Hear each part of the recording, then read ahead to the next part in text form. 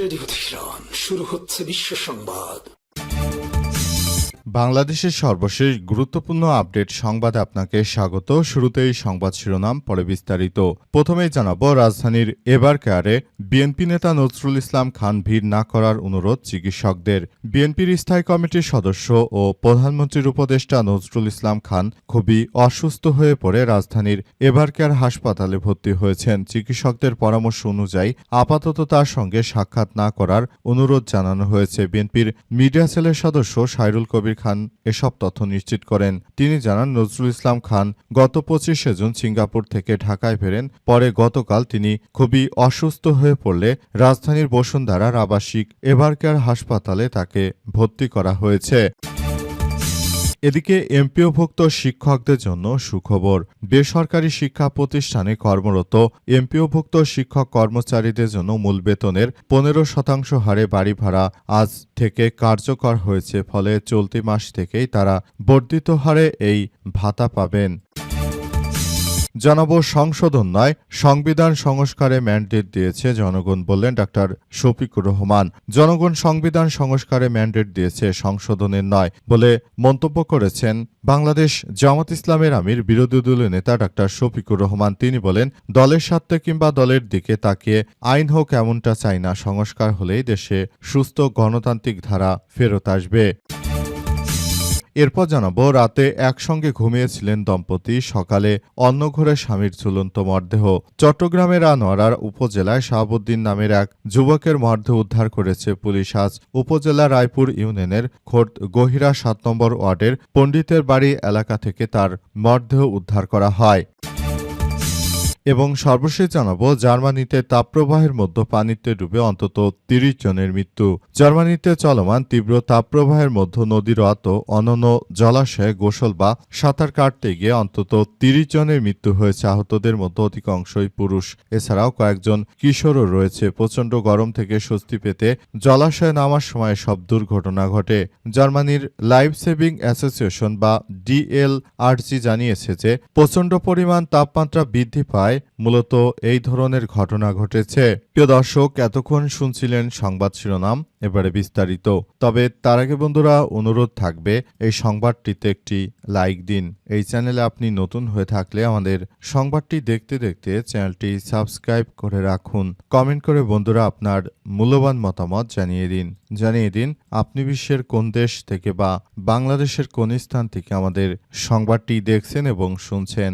আর বন্ধুরা, সংবাদটি আপনার সোশ্যাল মিডিয়া ফেসবুকে শেয়ার করে বন্ধুদেরও দেখার সুযোগ করে দিন। আজকের এই সংবাদ সম্পর্কে আপনার মূল্যবান মতামত কমেন্ট বক্সে কমেন্ট করে জানিয়ে দিন।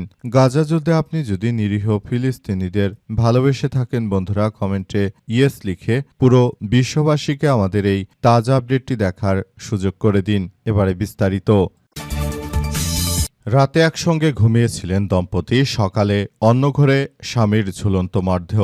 চট্টগ্রামের আনোয়ারা উপজেলায় শাহাবুদ্দিন 35 নামের এক যুবকের মরদেহ উদ্ধার করেছে পুলিশ। আজ উপজেলার রায়পুর ইউনিয়নের খোর্দ গহিরা 7 নম্বর ওয়ার্ডের পণ্ডিতের বাড়ি এলাকা থেকে তার মরদেহ উদ্ধার করা হয়। শাহাবুদ্দিন এলাকার প্রাত শামসুল আলমের ছেলে। তিনি 2 সন্তানের জনক ছিলেন। পেশায় নদীপথে চলাচলকারী বিভিন্ন ট্রলারের শ্রমিক ছিলেন তিনি। পরিবার এবং স্থানীয় সূত্র থেকে জানা গেছে যে শাহাবুদ্দিন দীর্ঘদিন ধরে মানসিক সমস্যায় ভুগছিলেন। পাশাপাশি তিনি মাদকাসক্ত ছিলেন বলেও পরিবারের দাবি। রাতে পারিবারিক কলহের বিষয়ে স্ত্রীর সঙ্গে তার কথা কাটাকাটি হয়। এর এক পর্যায়ে তার স্ত্রী ঘুমিয়ে পড়েন এবং শেষ পর্যন্ত তিনি হয়তো আর স্ত্রীর সঙ্গে সংসার করবেন না এমন কিছু মনে চিন্তা ভাবনা করেন এবং অবশেষে তিনি পাশের কোনো একটি জায়গায় গিয়ে তারপর রশিতে ঝুলে আত্মহত্যা করেছেন এমন কথাই শোনা যাচ্ছে। তবে মূল বিষয়গুলো আসলে কি হতে চলেছে সেটি এখন পর্যন্ত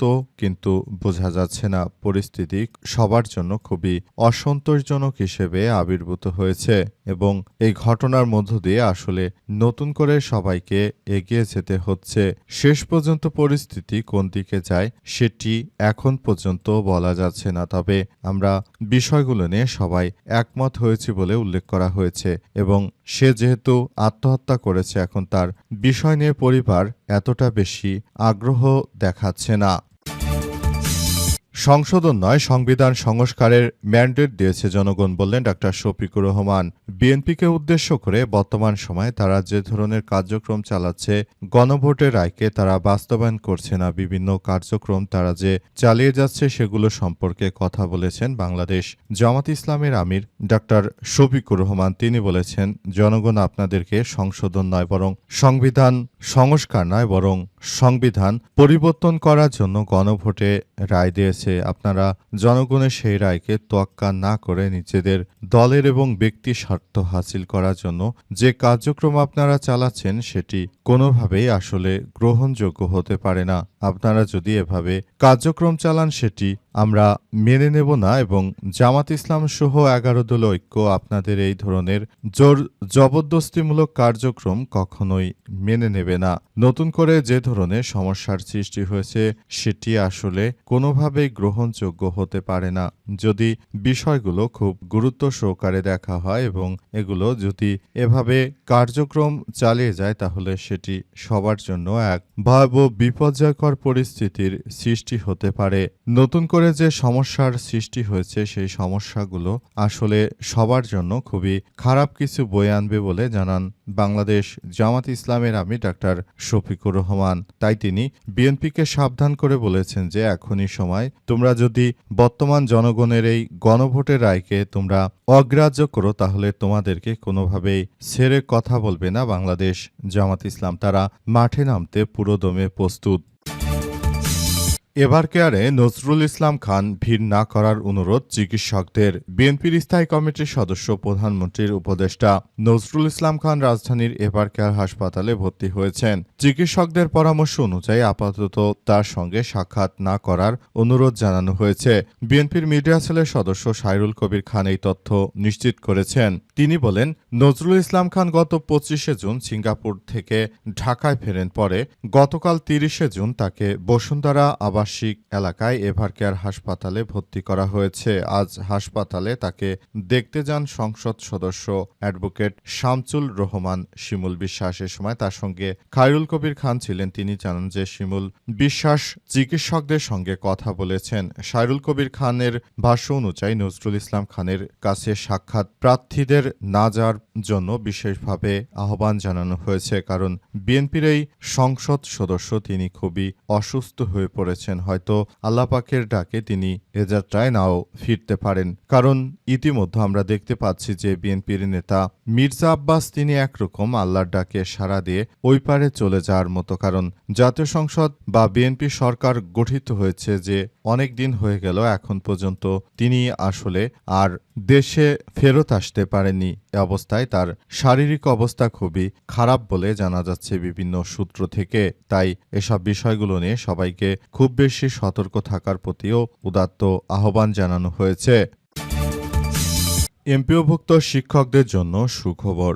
বেসরকারি শিক্ষা প্রতিষ্ঠানে কর্মরত এমপিওভুক্ত শিক্ষক কর্মচারীদের জন্য মূল বেতনের 15% হারে বাড়ি ভাতা আজ 1 জুলাই থেকে কার্যকর হয়েছে। ফলে চলতি মাস থেকেই তারা বর্ধিত হারে এই ভাতা পাবেন। এর আগে 2025-26 অর্থবছরে প্রথম ধাপে মূল বেতনে 7.5% হারে বাড়ি ভাড়া কার্যকর হয়েছিল। চলতি 2026-27 অর্থবছর থেকে অতিরিক্ত আরও 7.5% যুক্ত হয়। মোট বাড়ি ভাড়া এসে দাঁড়ালো মূল বেতনের 15%। মাধ্যমিক ও উচ্চশিক্ষা অধিদপ্তর মাউসি সূত্র থেকে জানা গেছে, বাড়ি ভাড়া বৃদ্ধির বিষয়টি আগেই চূড়ান্ত হয়েছিল। এটি আর কোনো অনিশ্চয়তা থাকল না। জুলাই মাসে বেতন থেকে শিক্ষক কর্মচারীরা নতুন হারে বাড়ি ভাড়া পাবেন। গত 21 অক্টোবর অর্থ মন্ত্রণালয় থেকে এ বিষয়ে সম্মতি দেওয়া হয়েছে। প্রজ্ঞাপন অনুযায়ী 2025 সালের 1 নভেম্বর থেকে মূল বেতনের 7.5% বাড়ি ভাড়া হিসেবে এবং নতুন করে আবার 7.5% যুক্ত করা হয়েছে। এর আগে যখন আন্দোলনে নেমেছিল শিক্ষক কর্মচারীরা তখন 7.5% বাড়ি ভাড়া বৃদ্ধি করা হয়েছিল। নতুন সরকার আসার পর 1 জুলাই থেকে বাকি 7.5% বাড়ি ভাড়া সেখানে আসলে যুক্ত করার পর এখন সর্বমোট 15% সেখানে যুক্ত হয়েছে।